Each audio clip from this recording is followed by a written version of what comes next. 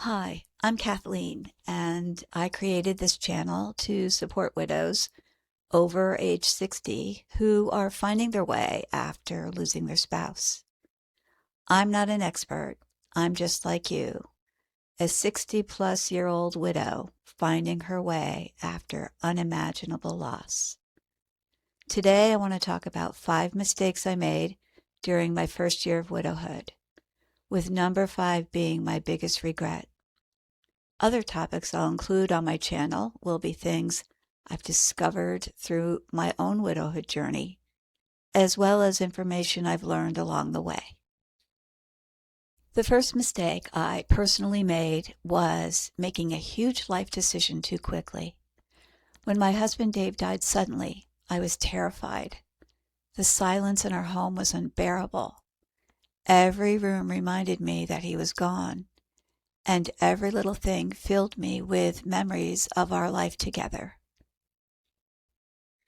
I was in shock and pain, and I wasn't thinking clearly. I just wanted to feel safe again, and I wasn't sure how to do that. So when a family member made an offer for me to come stay with them, I accepted, even though something inside was telling me not to do it. My grief-stricken brain was just looking for relief and safety. So I made a major life decision while I was still in shock, and I moved hundreds of miles away to live with family. At the time, it seemed like the only answer, but looking back, I now understand why some experts advise widows and widowers not to make a life-changing decision within the first year of loss. I thought living with family would ease the loneliness, and while there were certainly a few benefits, I now realize I was making one of the biggest decisions of my life while my brain was still trying to process my greatest loss. Looking back, I wish I had given myself permission to wait. Not because moving was necessarily wrong, but because when you're in deep grief, it's not the best time to make a life-changing decision, especially when your life has already changed dramatically in the blink of an eye. A few months later, I ended up making a more sound decision and moved to a state in a location where I truly feel peace, and I have family and friends nearby. So if you've just recently lost your husband and you're thinking about selling your home or moving across the country or making another major life change, ask yourself, is this something I need to decide today? If you're in early grief, realize that your brain is trying to recalibrate around the loss you've just suffered, and it's likely being flooded with stress hormones. Also, maybe you aren't sleeping or eating well either, which is what happened to me. And all of these things can cloud your judgment and your ability to make well thought out decisions. So if you've recently lost your husband and you're wondering if you should relocate or make another life-changing decision, often the answer to that question is no. It's better to give yourself some time to process your grief. The second mistake I made was giving away things I could never replace. In those early months, I couldn't bear to look at many of my husband's belongings. His clothes, hats he liked to wear, things he made, every tool he used over the years in his business, his car, all the houseplants he nurtured over the years. Every little reminder really hurt. So I started giving away things and selling things too. At the time, I thought I was helping myself move forward by not having to see all the reminders that caused me pain. But grief changes, and months later, I found myself wishing I still had certain things, not because they were valuable, but because they carried memories, something ordinary that suddenly became priceless. There's no right time for letting go of belongings, but If anything, I'd encourage you to wait longer than you think you need to. You can always donate something later, but you can never get it back.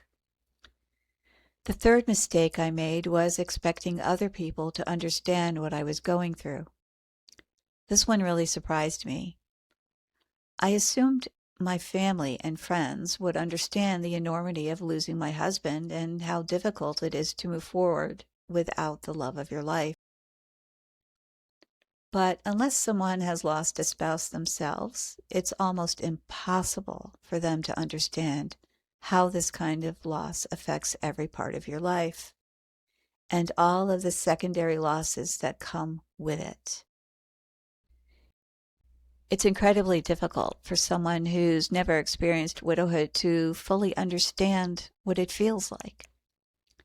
Some well-meaning friends say things that hurt without realizing it. Others disappear completely, maybe because they're uncomfortable with grief. And some expected me to be doing better after just a few months.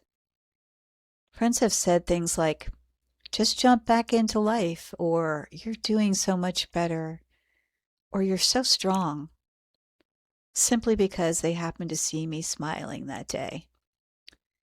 They meant well, but what they couldn't see was that even on my better days, I was still carrying a broken heart. I've also heard other widows talk about friends asking why they're still wearing their wedding rings or why they're still sad. I don't think most people are trying to be unkind. I think many people simply don't know what to say. Grief makes them uncomfortable, so sometimes they hope we'll move on sooner than we can. Then there are those close friends you expected would surround you with compassion and check in on you regularly, but instead they grow quiet. And sometimes the couples you used to spend time with as husband and wife, they slowly drift away. They simply don't understand the loneliness we are already living with. Once I stopped expecting people to understand something they had never experienced, I found myself feeling less disappointed. I finally realized I wasn't expecting too much from people. I was expecting something they simply couldn't give. I also began seeking out other widows. Talking with women who truly understand has made an incredible difference in my healing. I met two wonderful widows through a grief support group shortly after my husband's death. We started talking outside the group, and more than a year later, we're still walking this journey together and supporting one another through our grief. The fourth mistake was something I did to myself, and that was trying to push myself when my brain and body simply couldn't function normally. This one goes back to widow's brain, when your brain and body can be flooded with stress hormones and you're not sleeping or eating well. For me, those first few months were full of junk food and sleepless nights, which was really surprising because my background is in holistic healthcare. Before this happened, I ate healthy foods, exercised regularly, and usually slept pretty well. But when my husband died and my whole world turned upside down, everything fell apart, including taking care of myself. As a result of my loss, along with the poor eating and sleeping habits that followed, it became difficult to function in even the smallest ways. Some days I couldn't get off the couch after I got out of bed. I wouldn't eat anything until 3 in the afternoon, and then I'd shower after grabbing some junk food.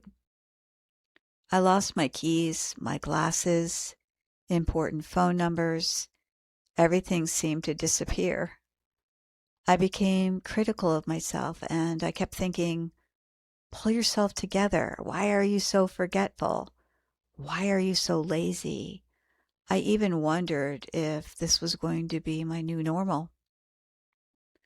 But the truth is, I couldn't function physically or mentally due to the effects of grief. All I could do was cry and isolate myself from the outside world. This went on for a few months before I was able to function a little better. During those first several months, I remember feeling like my brain and body had both been injured. It almost felt like I had suffered a brain injury because I couldn't remember things and my ability to reason through simple problems just wasn't there. I remember telling a friend that it actually hurt my brain to think. Even simple things, doing basic math or reading a book with new information, felt overwhelming. I couldn't do it. I just couldn't absorb it. Slowly, over the following months, my brain began to function better. Even now, though on particularly heavy grief days, I can still feel that mental fog creeping back. So if you're experiencing something similar, if you feel like you've suffered an injury, if you're forgetful, exhausted, and your brain and body just won't cooperate, please be gentle with yourself. You've suffered one of life's greatest losses. Healing from grief takes far more than emotional strength. Your brain, your body, and your heart are all trying to adapt to a life you never wanted and never asked for. So please remember to give yourself grace. You're doing the best you can. Number 5 is probably my biggest mistake. When my husband died, it honestly felt like my future died too. I couldn't imagine laughing again, enjoying life again, finding purpose again. I wasn't looking forward to anything. Everything that mattered seemed to have ended. But what I didn't understand then is that grief changes. It doesn't disappear. And the love we share doesn't disappear either. The truth is, little by little, life begins to grow around the grief. There may come a day when you smile again without feeling guilty. You may discover new friendships.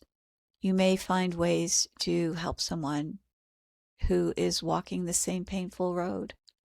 And someday, you may begin creating a life that honors the love you shared. A life your husband would be proud to see you living. That doesn't mean you've forgotten him. It means you've carried his love forward. And that love can become part of the strength that helps you find your way again. What I'm slowly realizing is that moving forward doesn't mean leaving him behind. It doesn't mean the love disappears or that the life we shared mattered any less.